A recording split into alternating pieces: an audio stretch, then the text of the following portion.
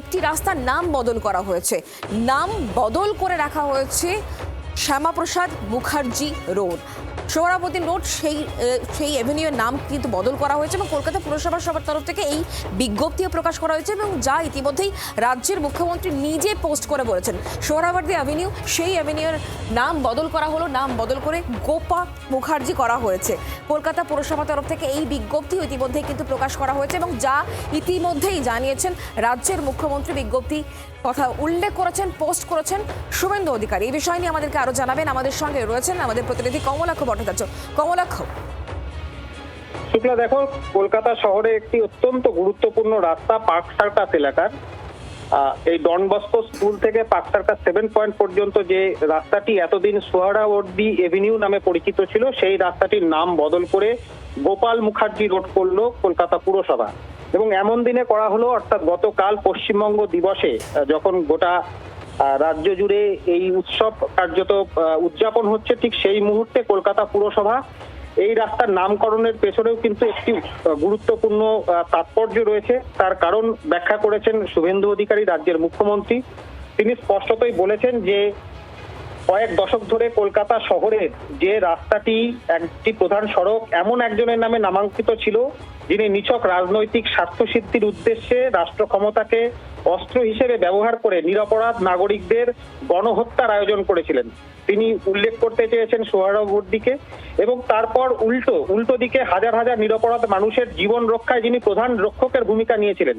একেবারে সেই great Calcutta killing এর ঘটনার সময়ের গোপাল পাঠার যে অবদান, তাকে স্বীকৃতি এবং সম্মান জানিয়ে এই রাস্তার নামকরণ পরিবর্তন করা হলো এবং পরিবর্তন করে গোপাল মুখার্জির নামে নামাঙ্কিত করা হলো। এবং তিনি স্পষ্টতই আজকে বলছেন যে এই প্রকৃত অভিভাবক বা ত্রাণকর্তাকে, বাঙালি হিন্দুর রক্ষাকর্তা গোপাল মুখার্জিকে প্রকৃত সম্মান জানাতে পেরে এই রাজ্য এবং এই বাংলা তারা সম্মানিত এবং গর্বিত।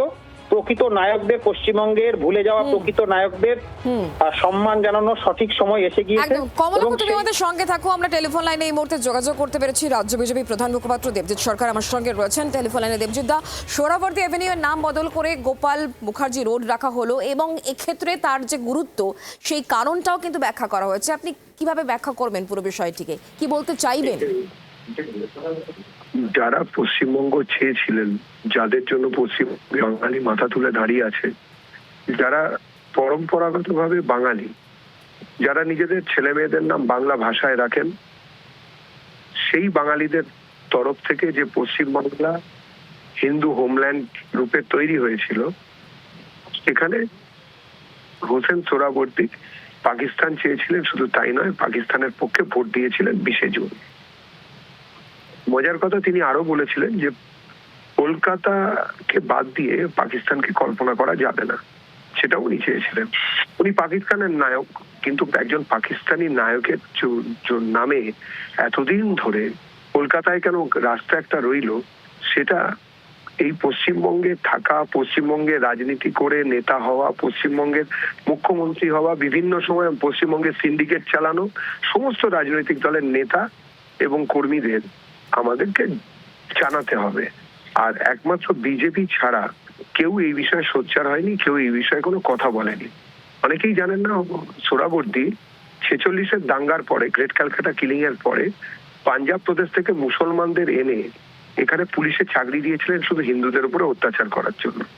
এই সব ঘটনা প্রকাশ্যে আসার জন্য তৎকালীন যেসব সংবাদপত্র ছিল, অমৃতবাজার, স্টেটসম্যান এবং বাকি যত সংবাদপত্র, তাদেরকে খুব অর্থনৈতিক ঝামেলার মধ্যে পড়তে হয় এবং তার জন্য একটা অর্ডিন্যান্স বেরোয়। এইসব সংবাদপত্রে খবর বেরিয়ে গিয়েছিল, সেই খবর যাতে আর না বের করতে পারে। এহেন একজন নরপিশাচকে বন্ধ করা বা এর নামে এতদিন রাস্তা থাকাটা খুব অন্যায়। এখন গোপাল মুখার্জি, যিনি কিনা পশ্চিমবঙ্গের বাঙালিকে বাঁচিয়েছিলেন, যার জন্য সেই সময় 16-17 পরে 18 তারিখ থেকে রিটেলিয়েশন শুরু হয়, যার জন্য যারা জিহাদি মুসলমান তারা পিছু হটে, পশ্চিমবঙ্গের সাধারণ বাঙালি বেঁচে থাকতে পেরেছে। যে পশ্চিমবঙ্গে আমি আপনি বসে এখন কথা বলছি, দর্শকরা আমাদের কথা শুনছেন, সেই পশ্চিমবঙ্গ যারা তৈরি করেছিলেন তার মধ্যে, বা যারা বাঁচিয়েছিলেন সেই সময় যে ভাবনাকে, তাদের মধ্যে গোপাল মুখোপাধ্যায় ওরফে গোপাল পাঠা অন্যতম।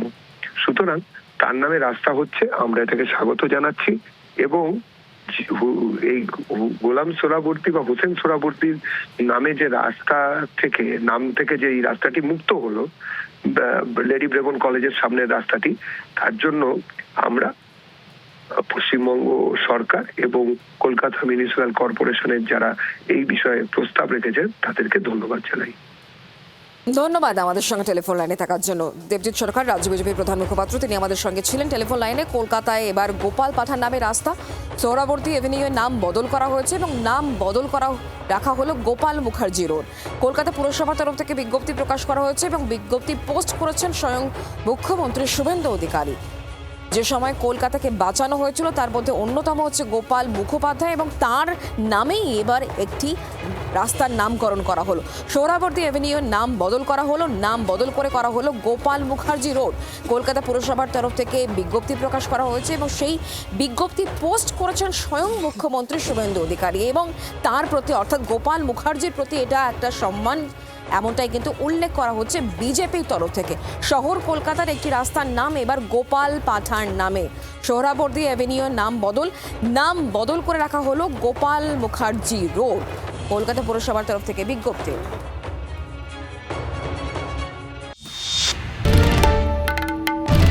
বাংলার আওয়াজ, বাঙালির আবেগ, জি 24 ঘন্টা।